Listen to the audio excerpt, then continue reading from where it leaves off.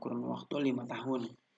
Terakhir, penerimaan pajak merupakan sumber pendapatan negara yang utama pada anggaran pendapatan dan belanja negara atau APBN tahun 2016. Pemerintah menargetkan pendapatan yang bersumber dari penerimaan pajak sebesar 1.360 triliun atau sebesar 74,63% dari penerimaan negara secara keseluruhan.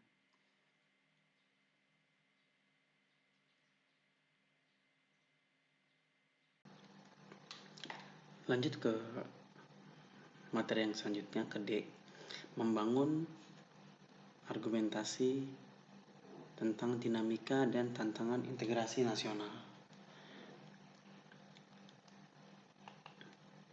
1. Dinamika integrasi nasional di Indonesia. Sejak kita bernegara tahun 1945, upaya membangun integrasi secara terus-menerus dilakukan. Terdapat banyak perkembangan dan dinamika dari integrasi yang terjadi di Indonesia. Dinamika integrasi sejalan dengan tantangan zaman pada waktu itu. Dinamika itu bisa kita contohkan peristiwa integrasi berasal dari 5 jenis integrasi sebagai berikut. 1. Integrasi bangsa. Tanggal 15 Agustus 2005, melalui MOU di Vantaa Helsinki, Finlandia, pemerintah Indonesia berhasil secara damai mengajak Gerakan Aceh Merdeka atau GAM untuk kembali bergabung dan setia memegang teguh kedaulatan bersama Negara Kesatuan Republik Indonesia. Proses ini telah berhasil menyelesaikan kasus disintegrasi yang terjadi di Aceh sejak tahun 1975 sampai dengan tahun 2005. Yang kedua, integrasi wilayah. Melalui Deklarasi Juanda pada tanggal 13 Desember 1957, pemerintah Indonesia mengumumkan kedaulatan wilayah Indonesia, yakni lebar laut teritorial seluas 12 mil diukur dari garis yang menghubungkan titik-titik ujung yang terluar dari pulau-pulau negara Indonesia. Dengan deklarasi ini, maka terjadi integrasi wilayah teritorial bangsa Indonesia. Wilayah Indonesia merupakan satu kesatuan wilayah dan laut dan tidak lagi merupakan pemisah pulau, tetapi menjadi penghubung pulau-pulau. Jadi laut bukan sebagai pemisah pulau, bahkan disebut sebagai pemersatu pulau. Yang ketiga, integrasi nilai. Nilai apa yang bagi bangsa Indonesia merupakan nilai integratif? Jawabnya adalah Pancasila. Pengalaman mengembangkan Pancasila sebagai nilai integratif terus-menerus dilakukan, misalnya melalui kegiatan pendidikan Pancasila, baik dengan mata kuliah di perguruan tinggi, mata pelajaran di sekolah.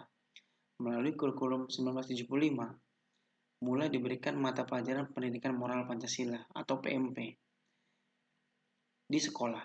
Saat ini, melalui kurikulum 2013, terdapat mata pelajaran PPKN. Melalui pelajaran ini, Pancasila sebagai nilai bersama dan sebagai dasar filsafat negara disampaikan kepada generasi muda. Yang keempat, integrasi elit dan massa.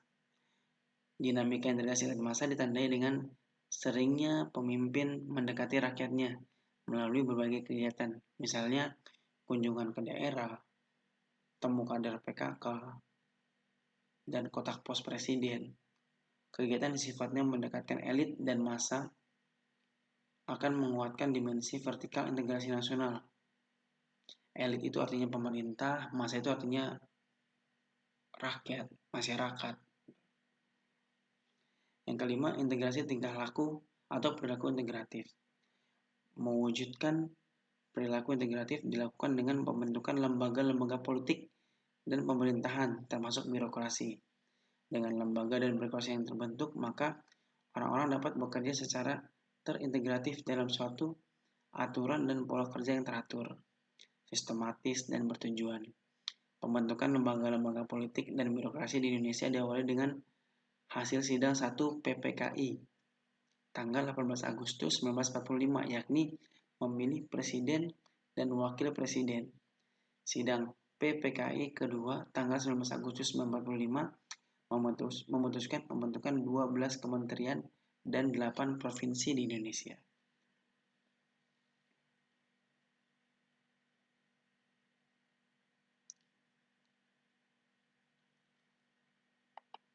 2. Tantangan dalam membangun integrasi.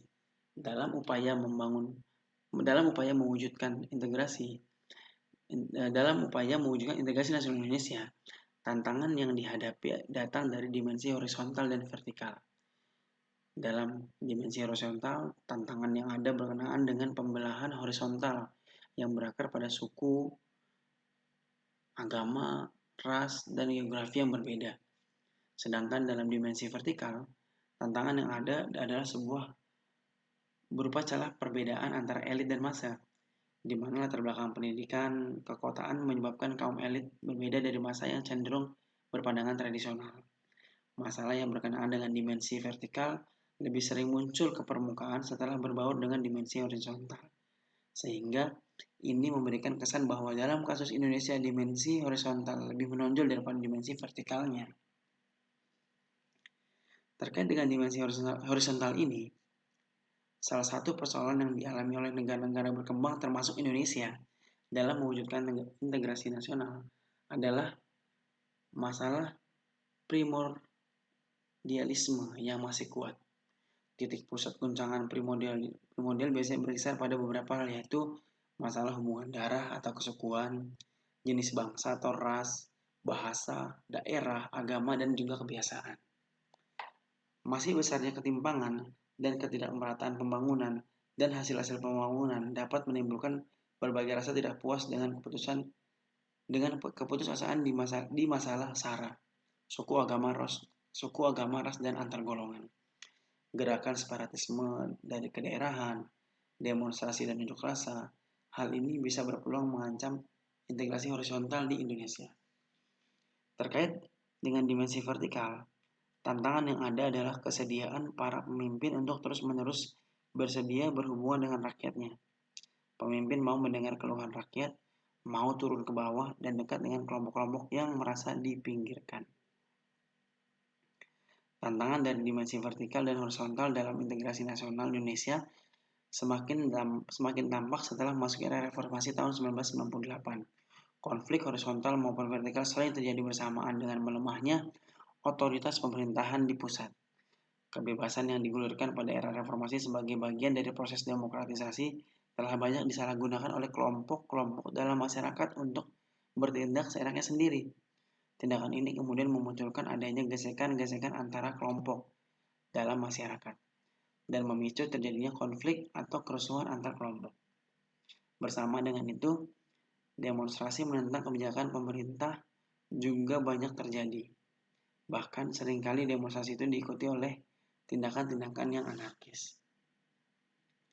Keinginan yang kuat dari pemerintah untuk mewujudkan aspirasi masyarakat, kebijakan pemerintah yang sesuai dengan kebutuhan dan harapan masyarakat, dukungan masyarakat terhadap pemerintah yang sah, dan ketaatan warga masyarakat melaksanakan kebijakan pemerintah demi kebijakan yang diambil oleh pemerintah. Melaksanakan kebijakan pemerintah adalah pertanda adanya integrasi dalam vertikal. Sebaliknya, kebijakan demi kebijakan yang diambil oleh pemerintah yang tidak atau kurang sesuai dengan keinginan dan harapan masyarakat, serta penolakan sebagian besar warga masyarakat terhadap kebijakan pemerintah, menggambarkan kurang adanya integrasi vertikal. Memang tidak ada kebijakan pemerintah yang dapat melayani dan memuaskan seluruh warga masyarakat, tetapi setidaknya kebijakan pemerintah hendaknya dapat melayani keinginan dan harapan sebagian besar warga masyarakat. Jalinan hubungan dan kerjasama di antara kelompok yang berbeda dalam masyarakat, kesediaan untuk hidup berdampingan secara damai dan saling menghargai antara kelompok-kelompok masyarakat dengan perbedaan yang ada satu sama lain, merupakan pertanda adanya integrasi dari arti horizontal. Kita juga tidak dapat mengharapkan terwujudnya integrasi horizontal ini dalam arti yang sepenuhnya. Pertentangan atau konflik antar kelompok dengan berbagai latar belakang perbedaan yang ada tidak pernah tertutup sama sekali kemungkinannya untuk terjadi. Namun yang diharapkan bahwa konflik itu dapat dikelola dan dicarikan solusinya yang dengan baik dan terjadi dalam kadar yang tidak terlalu mengganggu upaya pembangunan bagi kesejahteraan masyarakat dan pencapaian tujuan nasional. Di era globalisasi, tantangan itu ditambah oleh adanya tarikan global di mana keberadaan negara-negara sering dirasa terlalu sempit untuk mewadahi tuntutan dan kecenderungan global. Dengan demikian, keberadaan negara berbeda dalam dua tarikan sekaligus, yaitu tarikan dari luar berupa globalisasi yang cenderung mengabaikan batas-batas negara bangsa, dan tarikan dari dalam berupa kecenderungan menguatkan ikatan-ikatan yang sempit seperti ikatan etnis, kesukuan, dan kedaerahan. Disitulah nasionalisme dan keberadaan negara nasional mengalami tantangan yang semakin berat. Di sisi lain, tantangan integrasi juga dapat dikaitkan dengan aspek-aspek lain dalam integrasi, yakni aspek politik, ekonomi, dan sosial budaya. Terakhir, mendeskripsikan esensi dan urgensi integrasi nasional. Esensi dan urgensi integrasi nasional, masyarakat yang terintegrasi dengan baik merupakan harapan bagi setiap negara, sebab integrasi masyarakat merupakan kondisi yang sangat diperlukan bagi negara untuk membangun kejayaan nasional demi mencapai tujuan yang diharapkan. Ketika masyarakat suatu negara senantiasa diwarnai oleh pertentangan atau konflik, maka akan banyak kerugian yang diderita, baik kerugian berupa fisik material seperti kerusakan sarana, prasarana yang sangat dibutuhkan oleh masyarakat, maupun kerugian mental, spiritual seperti perasaan kekhawatiran, cemas, ketakutan, bahkan jika tekanan mental yang berkepanjangan. Di sisi lain, banyak pula potensi sumber daya yang dimiliki oleh negara di mana semestinya dapat digunakan untuk melaksanakan pembangunan bagi kesejahteraan masyarakat, akhirnya harus dikorbankan untuk menyelesaikan konflik tersebut. Dengan demikian, negara yang senantiasa diwarnai dengan konflik di dalamnya akan sulit mewujudkan kemajuan.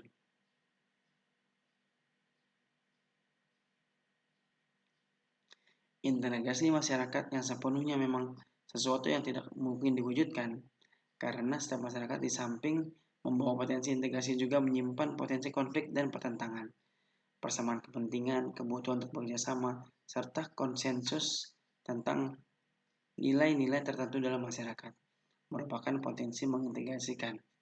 Sebaliknya, perbedaan-perbedaan yang ada dalam masyarakat seperti perbedaan suku, agama, budaya, kepentingan menyimpan potensi konflik, terlebih apabila perbedaan-perbedaan itu tidak dikelola dan disikapi dengan cara dan sikap yang tepat. Namun, apapun kondisinya, integrasi masyarakat merupakan sesuatu yang sangat dibutuhkan membangun kejayaan bangsa dan negara, sehingga perlu senantiasa diupayakan. Kegagalan dalam mewujudkan integrasi masyarakat berarti kegagalan untuk membangun kejayaan nasional, bahkan dapat mengancam kelangsungan hidup bangsa dan negara yang bersangkutan. Demikian pembahasan tentang bab 3. Semoga bisa mencerahkan teman-teman mahasiswa. Mohon maaf apabila ada kata-kata yang kurang tepat atau kurang berkenan di hati para mahasiswa semua. Sekali lagi terima kasih. Di sini saya berharap semua bisa sama-sama mempelajari tentang bab 3 ini, karena akan ada tugas-tugas yang akan saya berikan. Oke, terima kasih. Wassalamualaikum warahmatullahi wabarakatuh.